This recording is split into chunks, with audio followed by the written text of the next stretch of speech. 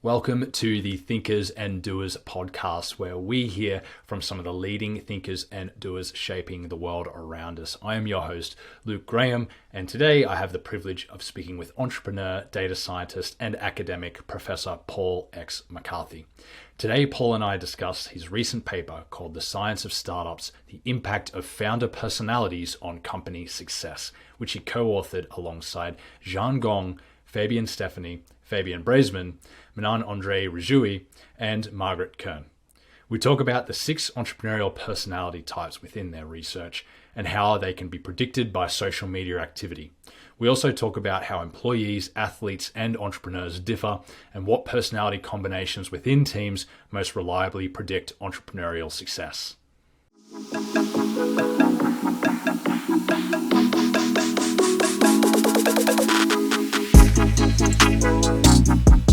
Paul McCarthy, co-author of The Science of Startups, the Impact on Founder Personalities on Company Success. Lovely to have you, Paul.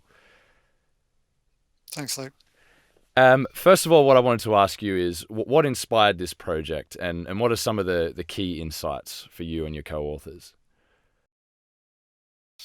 Thanks, Luke. So I think the backstory to this project is I've been working in the research space for around the last 10 years in this area of computational social science. So looking at large-scale data sets and trying to understand some of the questions in traditional social science domains such as economics, linguistics, psychology, history, and so on. And about 6 years ago, while I was working at Australia's science agency, CSIRO, we were working around this question of what makes for employability, and particularly looking at graduate employability, people who leave university, that sort of transition to work, and how can we kind of improve that? What can we learn about that? Because it's known that graduate employability and the time to finding a job after you leave university is a key success factor in terms of long-term career success and the overall labour market as well. And one of the things, so we're exploring all the traditional things like skills, qualifications, what sort of fit, and there's so much work done in economics, labour market economics around labour market fit in terms of skills and qualifications, experience, that sort of thing. And we came up with this solution which was around on-the-job experience for students while they're working. But while this was all happening, in parallel, I was interested in this area of what role personality plays. And that's sort of a totally different sort of trajectory, totally different sort of way of looking at things. And we started to do a few experiments in this space, and I was aware of the work that some other researchers around the world, in particular Mikhail Kaczynski, who was at Stanford, who visited Australia during that time, and I met him in Melbourne, and I told him some of these initial experiments that we'd done where we'd looked at computer scientists on GitHub, some of the best computer scientists in the world, and we compared their personality features to those of famous tennis players. And the way we did this was using known science, which is you can infer people's personality traits using language. So linguistic personality inference has been around for some time, and this is kind of not new. This is established science, and using machine learning and a reasonable corpus of someone's language, whether it's letters they've written or resumes they've written or indeed social media, you can infer with a great deal of accuracy their personality traits. So we took this idea and we looked at tennis players who are on social media, quite active on social media, so the world's best men and women tennis players and the world's best computer scientists, and in the open source space, that is.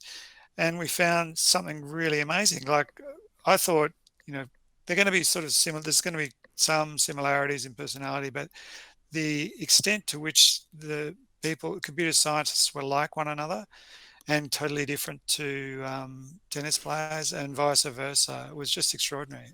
When I first saw the results, I thought we'd made some sort of mistake, because I thought it's not possible. And so that led us to kind of explore this idea further. And we met with Mikhail when he was in Australia, and he kindly introduced us to one of his colleagues, a fellow American, Peggy Kern, who's working at the University of Melbourne. She's one of the world's leaders in positive psychology and has worked with Seligman and others. And we worked with Peggy for about 3 years on a project which explored this idea of the relationship between occupations and personality. And the results were published in the Proceedings of the National Academy of Sciences in the US a few years ago. And for the first time, we showed that there's a really clear relationship between the occupations or roles and personalities. And to some extent, you can see that people who are successful in a role share very uncannily similar personality combinations, these traits. And the literature previously, there's quite a bit about careers and personality, but it's pretty simple. It's sort of like saying, if you're in sales, extroversion helps. There's quite a lot of literature about conscientiousness, sort of saying that conscientiousness is a predictor of success in careers. And I think it's, code for all employers like conscientious employees. But the truth is actually much more interesting and fascinating than that. And the truth is that there's a job for everybody, and if you're unconscientious and disagreeable, there's a job for you, and it's probably at Google. So it turns out that scientists are disagreeable, and when you start to look into these things, you can understand why. I think a medical specialist, and you have to deliver news to your patients, whether it's good or bad. You can't be a people pleaser. You're not necessarily going to be the sort of personality that suits that role is not necessarily always one who's aiming to play. That doesn't mean you have to be difficult, but it's kind of, you can understand why some of these professions suit certain roles. And we created this map. So the first kind of map of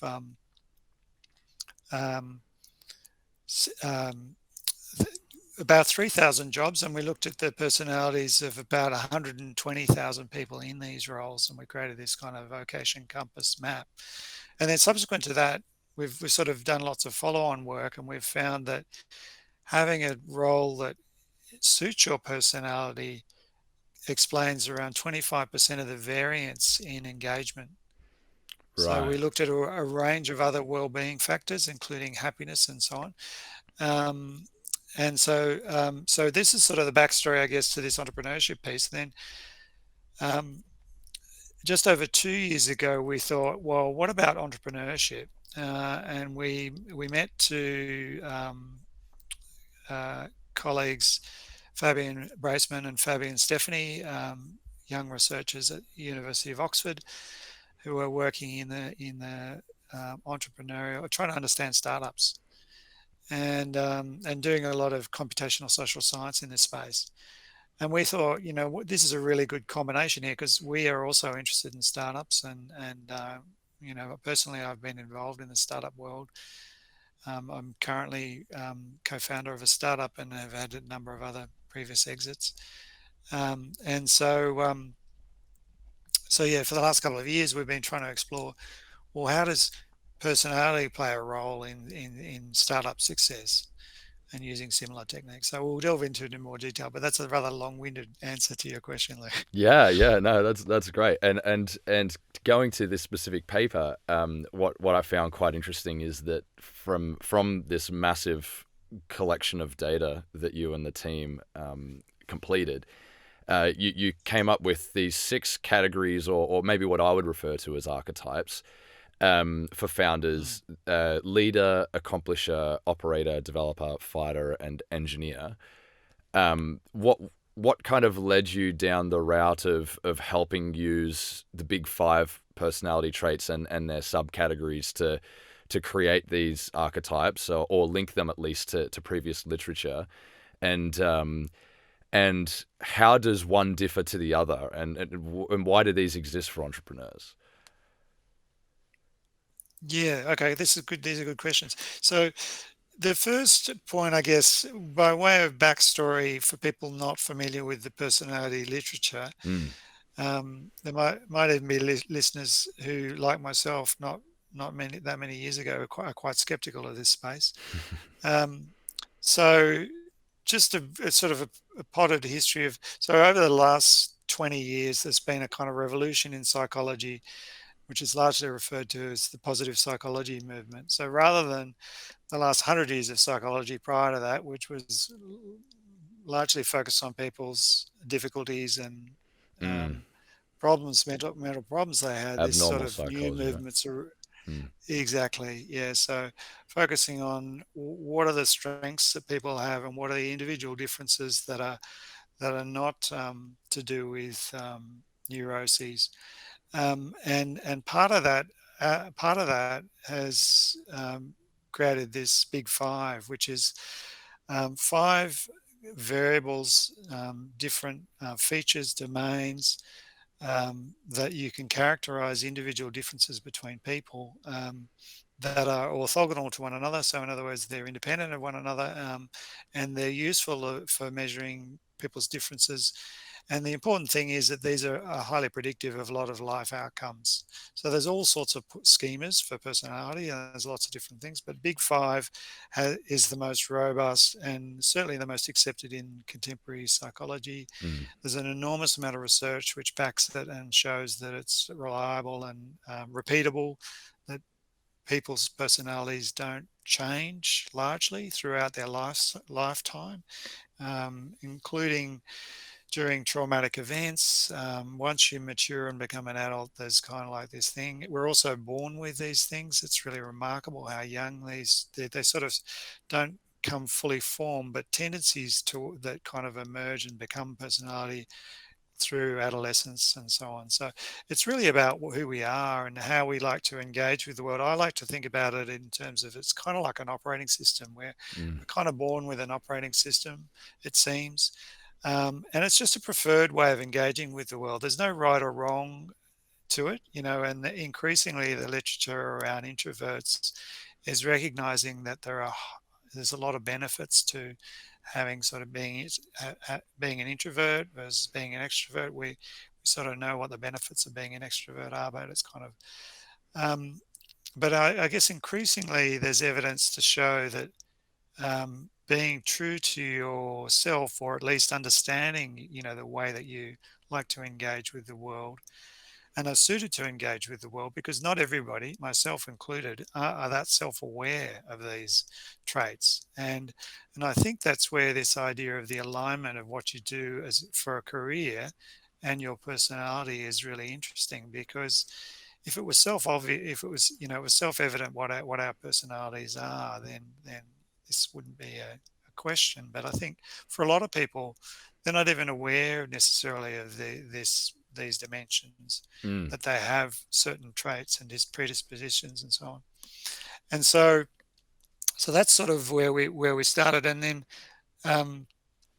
moving on from the occupation work, I guess we were particularly interested in trying to understand, are founders like employees? And that was sort of the first question, like, are founders just basically a type of employee?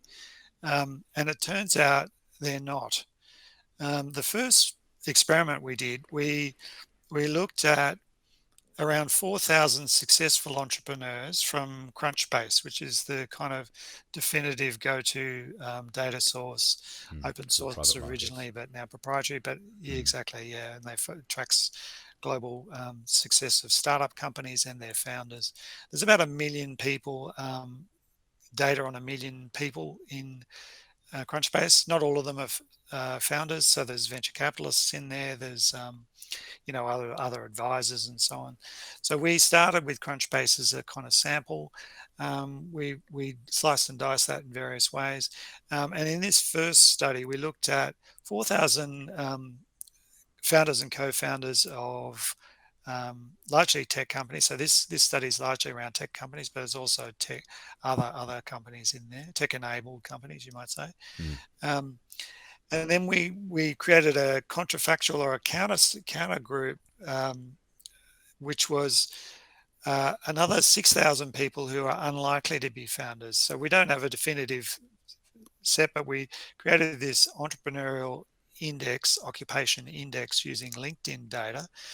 And we looked at 624 occupations, and we worked out how many what's the coincidence of founder and co-founder as a job title on LinkedIn with other occupations. And it turns out that some occupations have very low coincidence of those two job titles.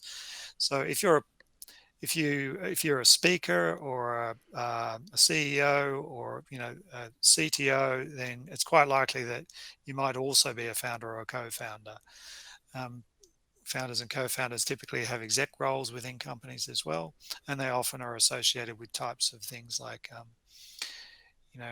being a public speaker and so on. Whereas other roles, for example, like a cashier, for example, or many medical specialist roles, they're just not typically in the startup business. So by getting a sample of people who are unlikely to be founders and then a sample of founders, we also delved into our previous study and we got successful employees. The non-founders were employees who were successful in about 100 different occupations. So we've got these two different sets. We've got personality data we inferred for each of these. So there's about 10,000 people.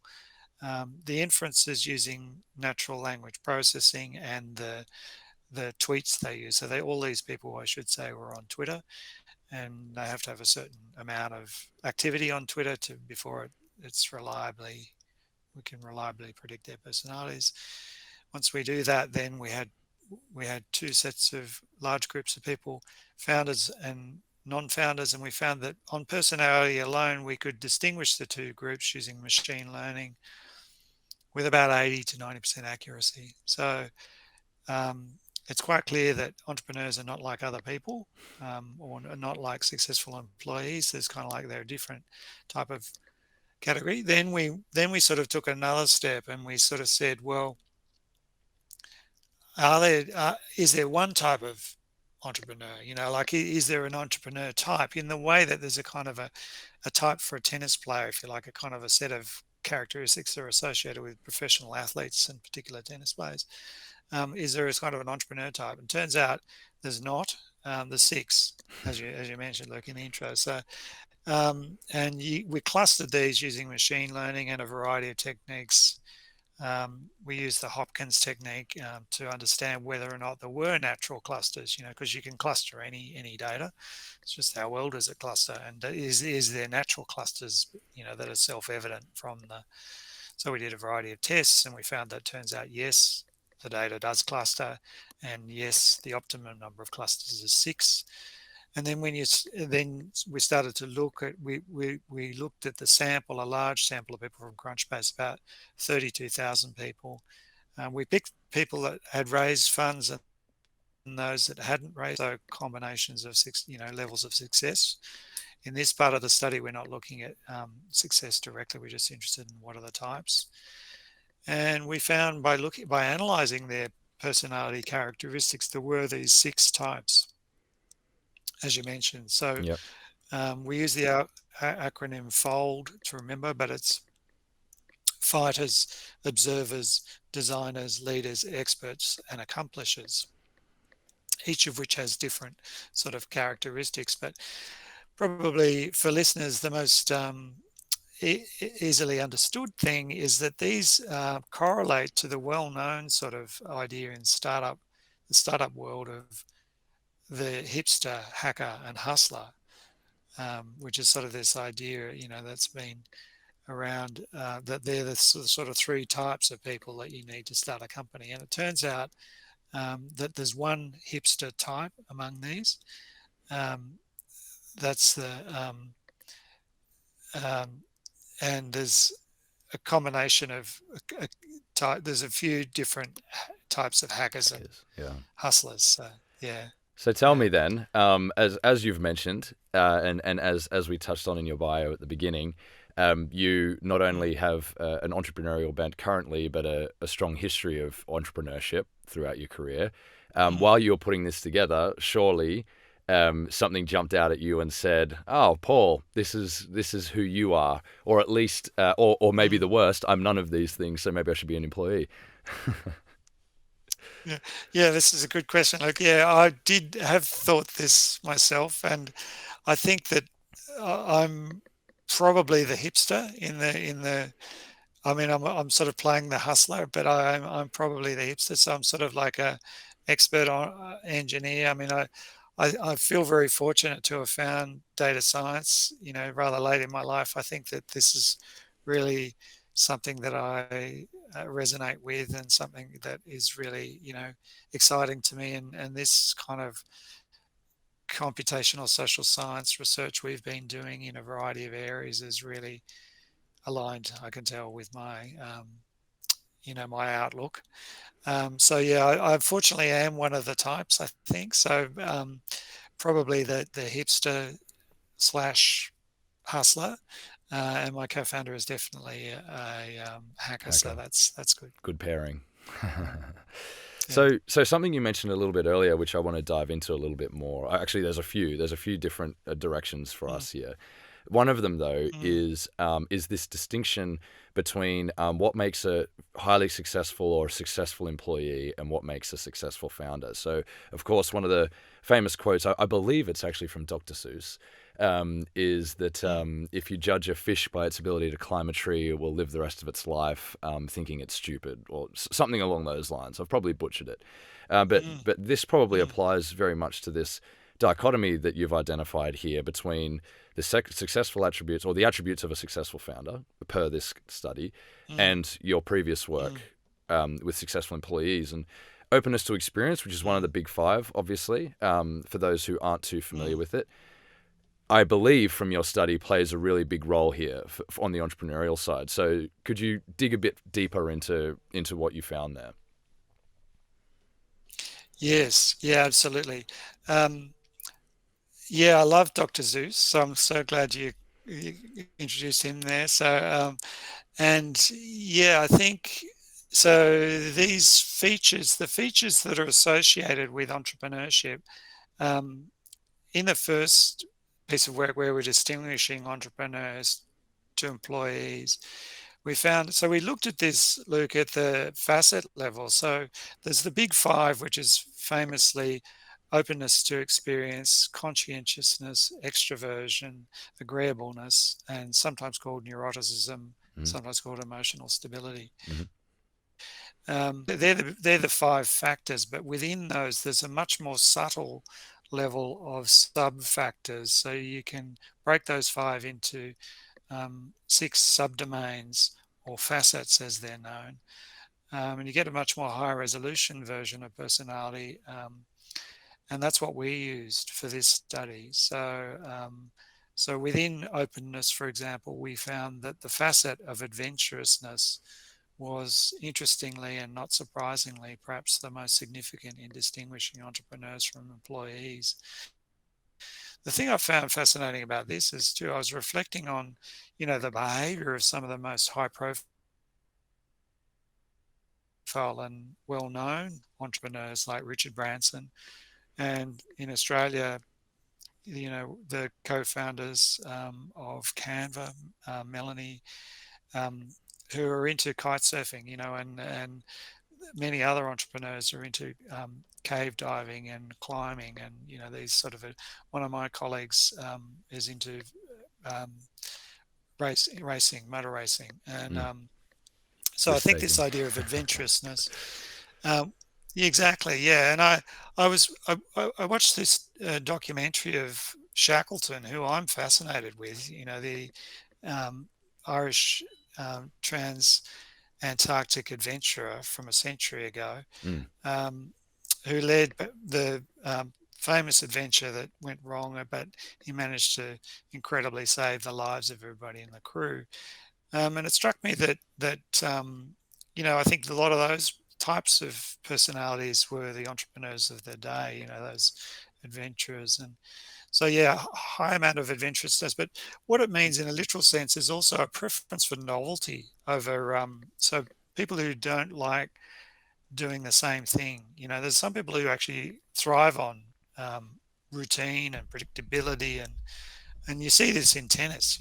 So you to be a great athlete in most fields, you need to be willing to put in the hours and practice. And put in um, and do things repetitively and continue to learn and improve and exercise that, whatever those muscles are. But in entrepreneurship, it's almost the opposite, where you sort of say, I'm not willing to do that thing again. I just want to do something different today. So,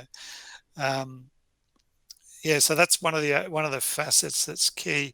Another one is agreeableness, the facet of cooperation. Again, not surprising. Mm-hmm. Another facet within agreeableness, low modesty, so that could be seen as confidence, and also employees, on the other hand, have much lower levels of activity. Right. They don't run on such a fast clock, and so on. So there's a variety of different features. I think one of the interesting things too is that we found some of these things, and this is what I guess we'll get to later, are important in combination. And this is one of the other findings, I guess, that that it's not just simply there being one type of, and I think this is where the hacker, hustler, hipster idea sort of comes to the fore. And it comes back to, I was thinking the other day, there's a philosopher Schopenhauer, who I think had this theory of relationships, romantic relationships. People choose their partners based on the kind of the sum is greater than the whole, and that his theory, I believe, was that people choose to some extent opposites. I think there's a few different things happen in this space, but often when people do choose complementary attributes, there's an understanding, a sort of innate understanding that together you're going to be stronger because you're kind of backing each other up. And once we came across this, I realized that the hacker and the hustler in particular are almost opposite in many features and facets. Not understandably, hackers are introverted and hustlers are by their nature extroverted, but it's much more subtle than that, and there are a lot of ways in which they complement each other, and so together they're much stronger. So that's interesting. There are two things now that I want to dive in with you on, right? So one is I'll kick off with novelty. So novelty, when I saw your findings here, really fascinated me because I thought to myself, well, like there were some things I certainly very much identified with. I started my first company in my mid-20s as an example. So there were certainly some attributes there that I was like, I could see the contrast between states of employment versus states in entrepreneurship and those sorts of things. But novelty, one thing that I'm sure a lot of entrepreneurs, say listening right now, would be thinking is the whole grind mindset, that work chipping away over and over and over again, which kind of sounds a little bit similar to what you were saying with the tennis players or any professional sports person, versus this almost ADHD style, I'm looking for new things and variety and all those sorts of things, and I've worked on that now, so it's time to move on and work on something different. Is there a bit of a paradox there between having the psychological characteristics, say, of always looking for new things and maybe the personalization of that being, or personification, I should say, of that being Richard Branson, versus the grinder, the person churning away and chipping away and being persistent and eventually building something that everyone said wouldn't be successful? Like, how do those two things kind of play with each other? Does that speak to the archetypes as an example? Yes. No, I think it's a really good question. So I think persistence is related to conscientiousness, and that is certainly a key feature, particularly with some types of hustlers. So there's one of the types of hustlers, which is a sort of there's kind of a fascinating aside, we discovered that one of the types of hustlers, known as accomplishers, we call them accomplishers, have very little anger or anxiety. And this is kind of like just kind of a bit of a side story, but they get things done, and they don't complain about things or stress about things. They have very low kind of, most of us in this world, unfortunately, have some degree of anxiety or anger. I mean, we all have varying degrees of mental issues, basically.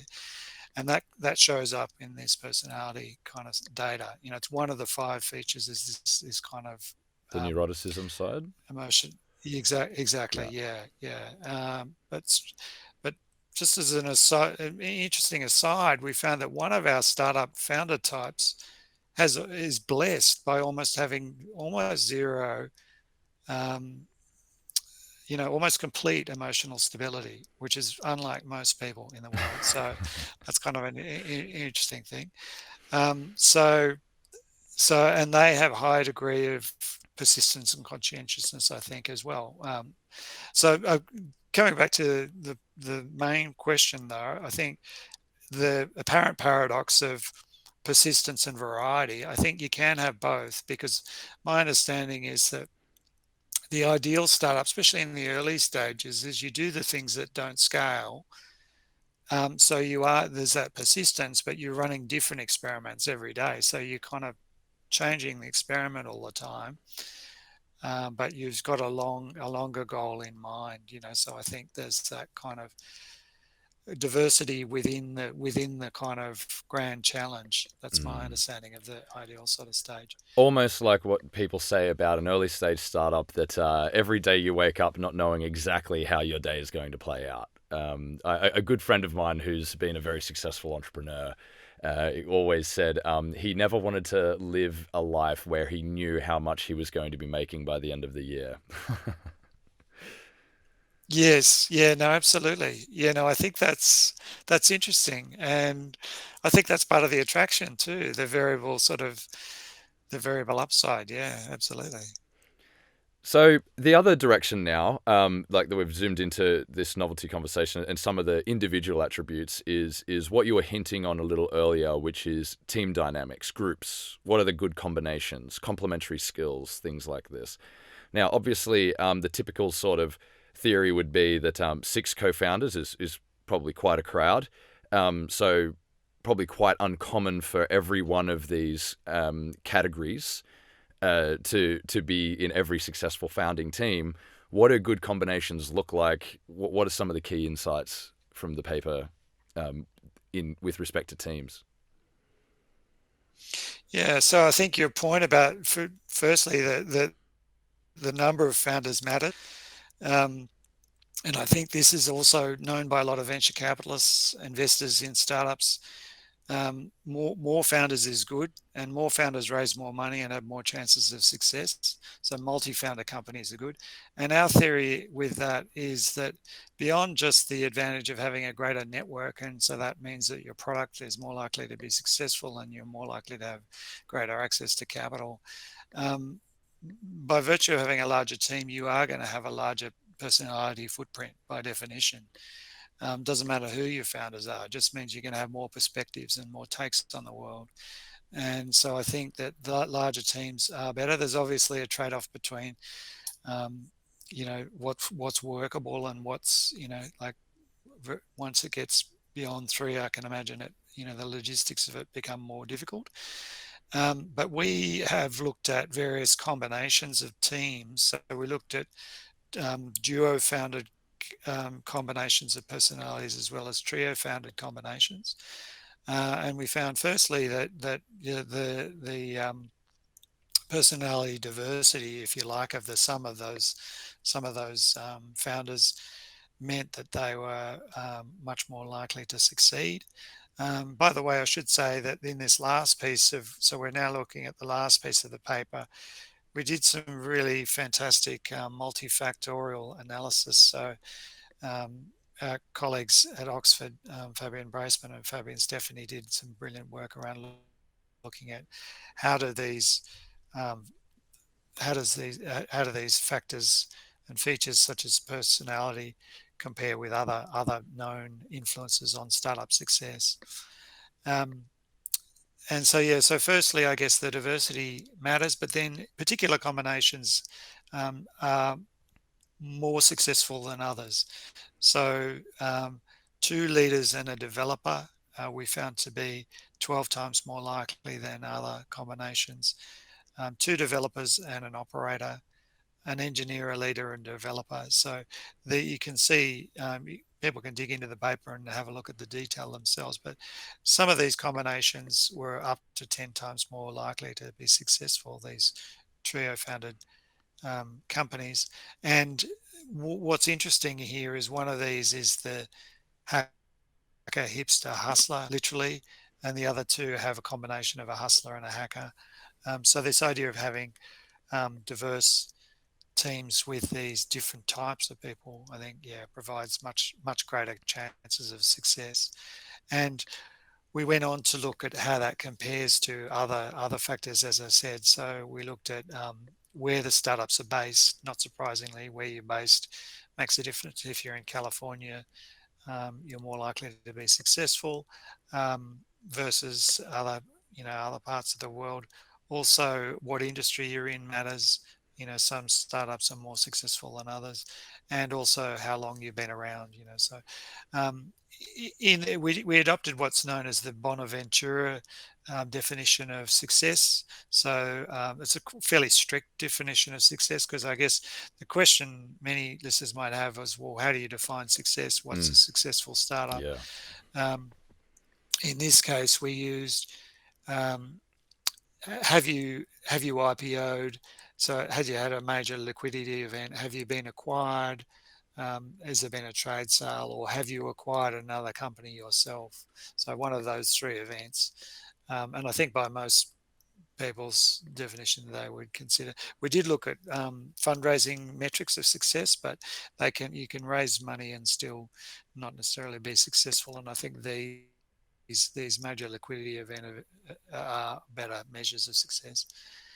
And so I guess taking all these other factors into consideration, these other firm level factors like where you're based, what industry you are, and how long you've been around, we found that the combinations of personality within the startup at the beginning were much more significant and had a much greater impact on success. Yeah, that's a really interesting kind of point to zoom into. So you've got these three kind of categorizations, if you put it, of your analysis: the firm level, the founder level, and the founder group, right? And yes, that's right. And so essentially, you can be as close to the center of Silicon Valley as you like, but if you're the wrong team, it's not going to matter. Absolutely. Yeah. Team trumps everything. I mean, that's my sense. And I think I had a sense of this. I mean, the starting point, we've called this the ensemble theory of startups because it takes into account lots of different perspectives. But I owe a debt of gratitude to a talk I saw many years ago by an Australian tech entrepreneur and investor, Lenny Mayo, who said basically that investors see the world in three different ways. And I've been quoting this, ever since. So I think, and it really lit a light bulb for me because I've been banging my head up against the wall previously with investors, from being an entrepreneur, pitching to them and sort of saying, especially in Australia, I think Australia has a particular interest around what I'd call the better mousetrap view of the world, the better mousetrap startup. And that's very product focused. So you've got to make the best product in the world. Doesn't matter who the team is. Doesn't really matter what the industry is. If you come up with the best product, it's going to, and I think through historical circumstances, the fact that we invented Wi-Fi and the fact that we monetized that through suing other companies, and that was kind of seen as a great triumph. But there wasn't any great companies, unfortunately, built out of that. It was more a case of, this was a great mousetrap that was invented here and then was, obviously the world has benefited enormously from that invention. But from a startup sense, it was kind of like, it's one way to do things is to be extremely protective about IP. And, I think there's understandable reasons for that in drug discovery. There's a lot of this sort of attitude where it's all about the IP, don't care about the team so much. Even the industry can come and go, if we've got the patent and we've got the kind of the key drug then. So that's the mousetrap view of the world. The other view of the world is the kind of the markets view of the world, which is more like the financial markets, which is all boats rise on the same tide. Today it's fintech, tomorrow it's AI, Chasing generative alpha, AI, almost. Exactly. Yeah. And if it's some theme of yesterday, we're not interested. And to some extent, we don't even believe in individual companies or founders or anything. We just believe in the market. So it's almost like an index fund type view of the world. And I think to some extent, a lot of VCs, certainly movie producers, work this way. There is this kind of herd mentality where things move in cycles and you have to have the movie about this, or you have to have your portfolio Superhero needs movies. to include this. Exactly. I'm going to go mad if I see another And then superhero movie ad. Yeah, that's right. And now, and then there's a third view of the world, which is, I guess, that it's about the people, and I think, arguably, there's quite a few people at the top end of the VC business, I think, where they can afford to be selective, where they sort of say, well, you may have a great idea today, but it may not work, or or you may be in a hot market now, but it might go cold, but if you've got a good team, you'll be able to pivot. This idea of the pivots come around in the last few years, and without spending too much money, if you're sort of using a lean, sort of agile approach, as long as you've got the right team together, it's like the Rolling Stones model of startups. Keep the band together, and the rest will take care of itself. And I think to some extent, with a caveat, and the caveat would be, informed by this new research, if you have the right team, then I think you are in a really good position, and I think there is that opportunity to do some amazing things. And I guess you used a couple of examples in the paper, one of them actually being one of your data sources, Twitter. So something that I actually wasn't aware of is that that Twitter made a few of these pivots, and it kind of reinforced the view that you've just expressed now. What do you remember off the top of your head what that pivot was? I can't cast my mind back that far. Or was that one of your co-authors? That section. No, that was me.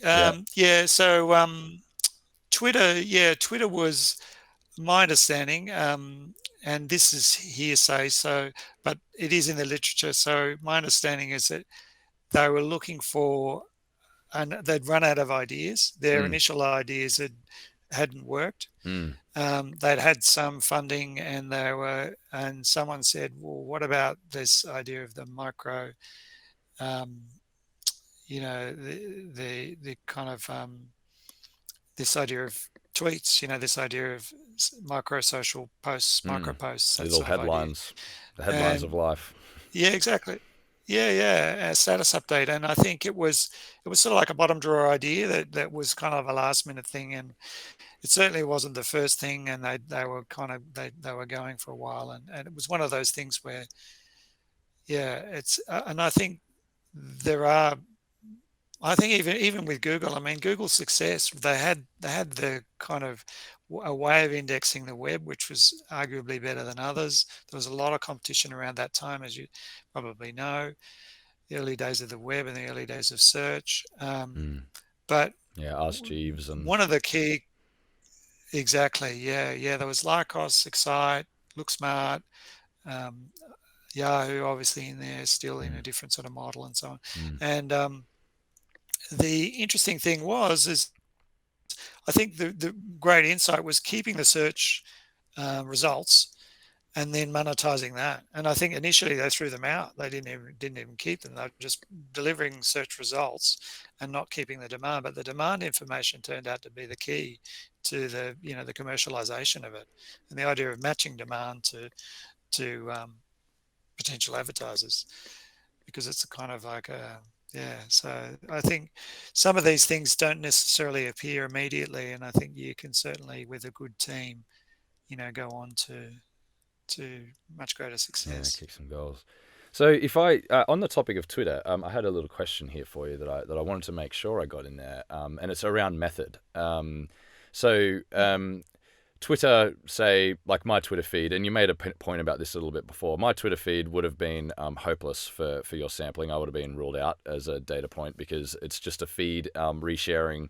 I've got about 30 followers or something like that, and it's just a feed resharing articles that I've written and all those sorts of things. So I imagine not too much personality insight there, other than perhaps a lack of modesty. But so how did you guys, did you come across the challenge at all when you were scraping this data or when you were collecting the data where people were, say, putting on a public persona or a online persona that may not necessarily reflect the way that they work and those sorts of things? Did that issue come up? If so, was there ways of working around it? Is it just working with large samples of data which kind of controls for things like that? How'd you go about that? Yes. Yeah, you do need a minimum amount of, you need about 100 words, ideally 400 words minimum.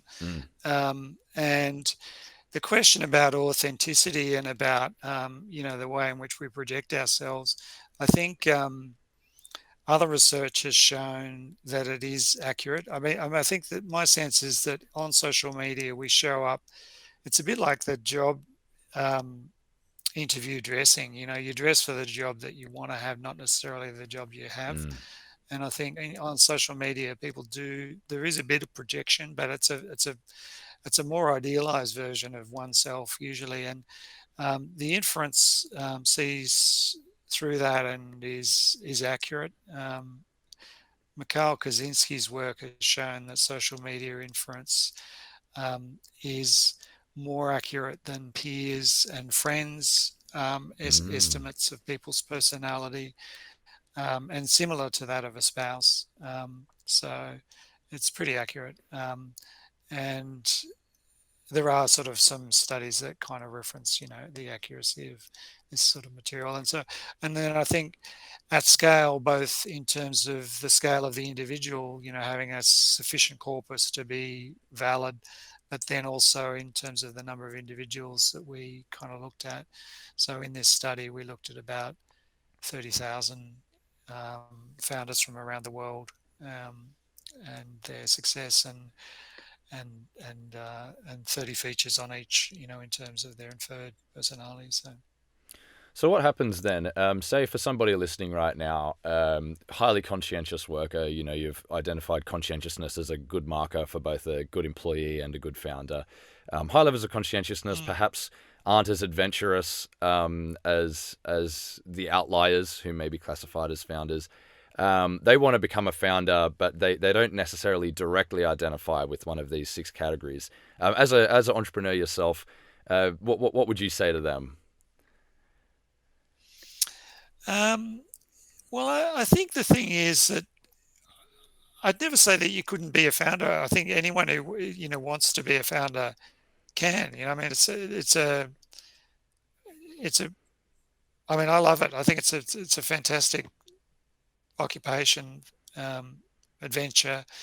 But I think understanding more about where you fit in and what sort of skills, what sort of outlook you have, or what your preferred way of engaging with the world is, can be really valuable. So some sort of insights about your who you are really is ultimately, what it boils down to.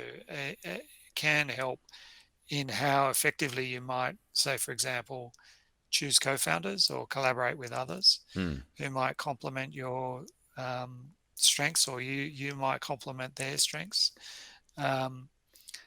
or just being aware of strengths and weaknesses, I think is kind of really valuable to try and understand what sort of things you might like to focus on, even what industry.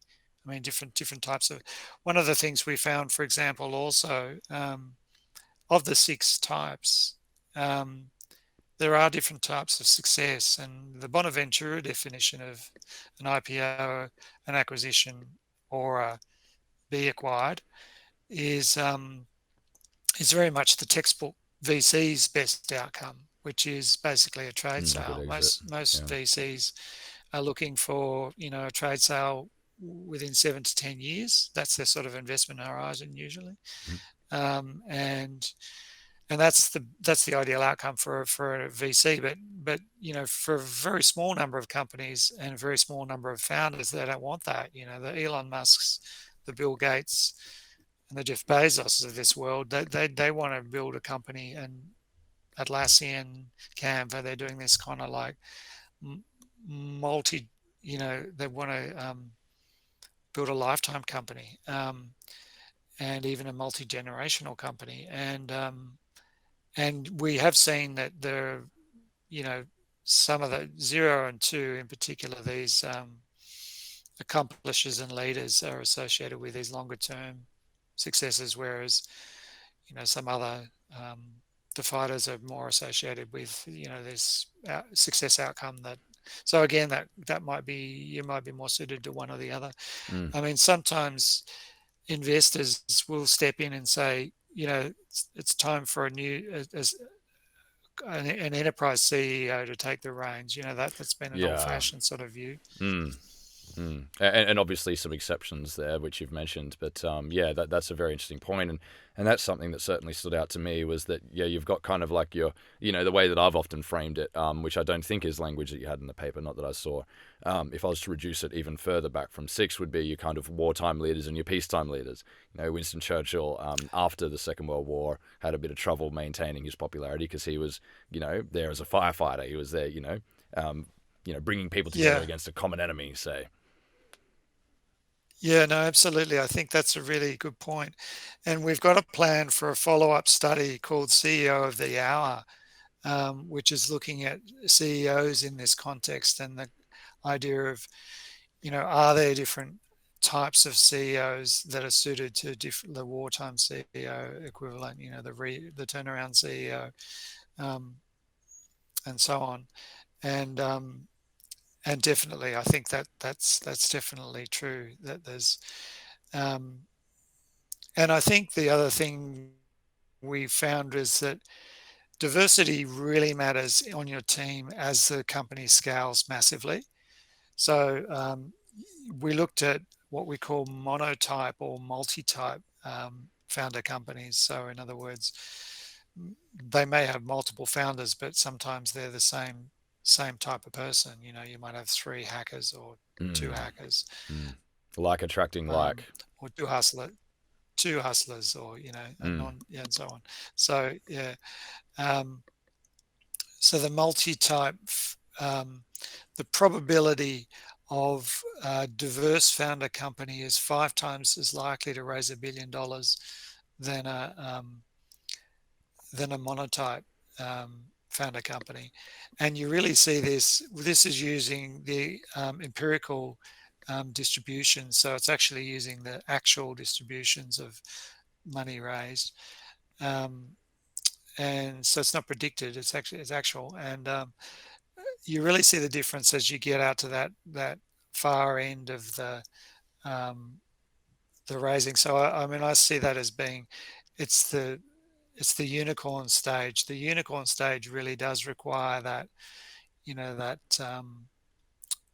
diverse, and I think that's when leadership teams really matter. That you now got a very large organization with a lot of employees and a lot of different moving parts. Yeah, and I guess on that theme then, that's a really convenient segue to a point that you make towards the back of the paper, or before the references around the changing nature of, so, obviously this paper focused completely on temperamental diversity, say, or, some people may refer to it as cognitive diversity or something like that, personality diversity. But you also make a really interesting point about the changing nature of female representation among startups and those that have been able to raise capital, and these changing social values, say, and what that might mean about what attributes are more valued by those who are making the powerful decisions on what entrepreneurs are founded and all those sorts of things. So how do you see that potentially changing over time as, in an ideal world where we have, more equitable access to successful companies being founded and those sorts of things? Yeah, well, I think we did look at some gender stuff, and we found that there were some differences and disadvantages, historically speaking. There's been less. I think that the female founders have been smaller in number and have had difficulty raising capital. I think that there's been a lot of kind of social discrimination against women in the startup business. So I think it's quite difficult to separate that from any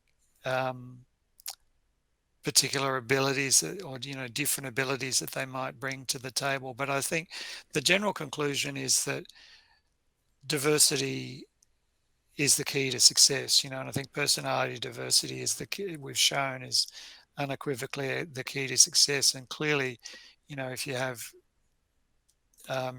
gender diversity as part of that, so too is ethnic diversity, and and personality is another part of that. So there's another study we cite that looked at academic impact and diversity on a range of scales. So, and also the extent makes a difference. So this was another study that used a very large sample of authors. So they looked at things like age diversity. Is a team with varying age authors, do they have more impact? Institutional diversity, or papers that are working with cross boundaries and geographies, is that better? Gender diversity and ethnic diversity, and they found to be all beneficial, basically, that any diversity is better than none. Right. There is a hierarchy, and I suspect they didn't do personality, but I think that in some cases a lot of these things are proxies for personality too. So I think that gender can be, so too can ethnicity, and so too can nationality. I think there are personalities associated with different well, cultures. conveniently, we are of the same culture, say. Yes. And one very unique, I wouldn't say very unique, but one characteristic beyond the big five, and another framework that's used with respect to culture more so necessarily than individuals is something from Gert Hofstede referred to as cultural dimensions, and power distance as an example, which is your inclination to be subservient, to respect your elders, to be hierarchical, say, or respect your superiors. In the place in the aisle that we are from is quite low, very low power distance, right? People are quite quick to talk back to authority and those sorts of things, and it's interesting how that might also compare to other cultures, and how that plays out for both being a successful worker, being a successful entrepreneur, or any other endeavor. Yeah. As our former Prime Minister, Malcolm Turnbull, said, the non-deferential nature of Australian character is certainly an advantage, I think, in being an entrepreneur. And I think I do think about that, and we have done another. We've got another working paper which looks at a very large sample of people, not using personality inference, but it's actually using a large-scale personality test, which was done over a number of decades, and has a global sample of people, about 130,000 people. And we've looked at that on a country by country basis, and to see what the ratio of entrepreneurs using our kind of understanding from this paper is. And it's very asymmetric. There are some countries that have high degree of entrepreneurial type personalities, and I guess there's lots of questions this raises. Sometimes, and they do correlate to what one imagines is the countries that have high incidence of startups and affinity and culture of startups. So, for example, the Netherlands, Israel have a high percentage of people, but there's also a lot of countries that are unknown at the moment for startups. like Iran, for example. And well, unknown to the West anyway. Yeah. I should show my ignorance, but and well, certainly not in the kind of Anglosphere VC funding world. They're not a big player yet. But one of the things that struck me was in the Anglosphere, the Irish had the highest degree of entrepreneurial personalities, and perhaps that's not surprising given the the interest in startups in Dublin and the tech sector generally, and also the non-differential nature of Irish culture as well. Well, yeah, I was going to say, even going back, I mean, obviously Ireland is a country with a very rich and intense history. I was there very recently with my mother because her heritage is Irish, and so we took her to where her family was from, and obviously, there are some pretty intense characteristics of Irish history, but also the way that people managed it, dealt with it, and the diaspora that then followed probably shows that this is quite deeply embedded. This has been around, perhaps in Irish culture for a long time. Yeah, that's true. Yeah, I remember meeting an innovation expert from Finland who was visiting as the innovation expert for the Finnish government at the time, and it was this public forum. I was sort of asked, how do we learn from your experience? How does a nation become more innovative? What are the characteristics that we can? And his view was that it was born out of a very terrible history, and that one you wouldn't necessarily want to repeat.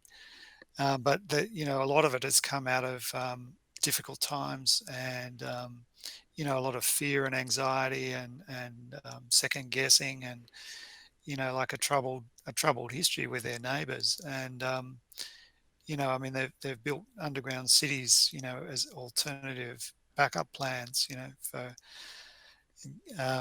So I think they tend to think things through, and think about possibilities and permutations quite a lot. And so they tend to be. I mean, I think there's more to it than that. I think that the Finns, from my experience, are hugely creative people, fascinating kind of people. But yeah, I think it's interesting. Sometimes these things are born out of historical necessity too. Yeah. Yeah, and then embedded. Look, we've reached an hour, and this has been, to me, a amazingly insightful conversation. I hope it is for those listening as well. So the paper, again, The Science of Startups, the impact of founder personalities on company success. I found it on LinkedIn because we're connected to each other. But for those who aren't connected to you on LinkedIn, where's the best place for them to check that out and follow the rest of your work? It's available as a preprint on the Cornell archive. If you go Google the title, it'll come up there. It's also on the Social Science Research Network as a working paper there too. So you can freely download a PDF, a full PDF of the paper now. Great, and following you, I know you're on Twitter, right? You're more active than me, I think, on Twitter. Is that the best place to find you? I'm on Twitter and on LinkedIn. Yeah. Great. Paul X McCarthy on Twitter. Great. Paul X McCarthy, thank you very much. Fantastic conversation. Fantastic. Thanks for having me, Luke.